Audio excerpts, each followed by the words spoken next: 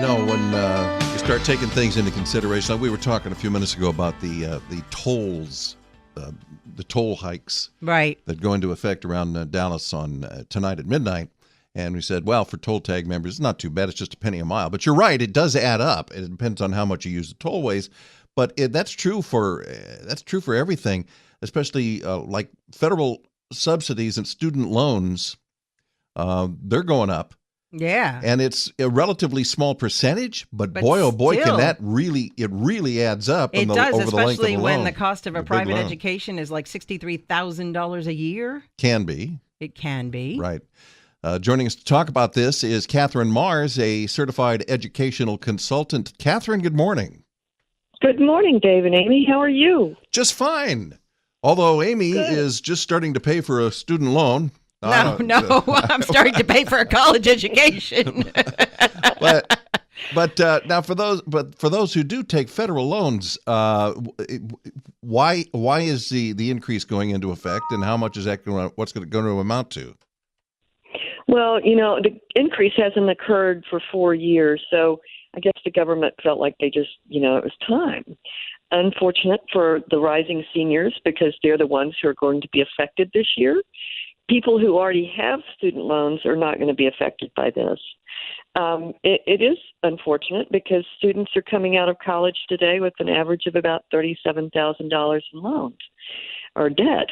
And it's harder and harder to pay off that debt if you are a liberal arts kid and you've gotten a degree in history and have not gotten a lot of skills while you've been in college.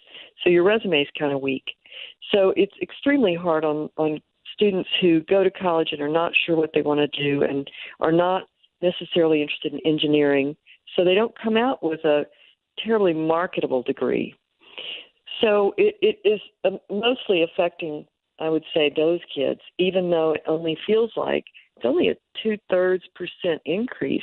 But when you take a 0.2% increase and you spread it out, it's like maybe only $3 a month, or maybe it's only $12 or $8 a year. But when you compound that over 4 years, it can add up. It can be 40. It could be a whole lot more than that. So it really is significant to those kids who are borrowing, and they need to be very careful. I tell our students that it's really important to first, number one, do well in high school so you qualify for academic scholarships. And number two, to look at colleges that are affordable. The name schools are often not as affordable because many of them only give aid to the very low socioeconomic kids and free aid, so that kids who are middle class often have to borrow in order to go to a named school. So there are a lot of ways to avoid that, and we try to guide our students to look at those alternatives.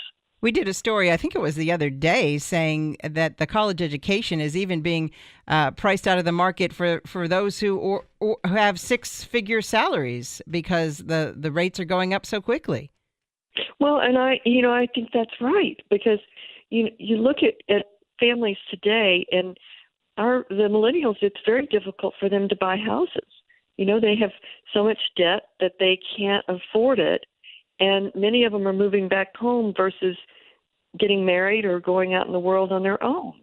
And that's a terrible thing. I mean, when you're 22 years old, you're supposed to be leaving, like permanently leaving the nest. So we really do work on kids looking at alternatives. Like if you think you want to go to a really, really selective school and you have the grades and test scores to get in, you need to look at schools that are not as selective that would pay you to come to their school. Because a 4-year education for an undergraduate degree, it's not where you go, it's what you do while you're there. So we really want kids to weigh the alternatives and not just dive in with I'm just going to go to Harvard because, Harvard's a named school and blah, blah, blah, blah, blah. It really doesn't work that way. An undergraduate degree doesn't have to be from Harvard. Good point. I know that you've got to be very helpful for the people that you counsel. What's the company you're with? Mars College Admission Advisors, and that's Mars with 2 R's. And we're located at Preston and Royal in Dallas. All right, very good. Catherine, thank you for your time this morning. We appreciate it. That's Well, thank you very much for having me on your show. All right. Have a great weekend. Catherine Mars, certified educational consultant.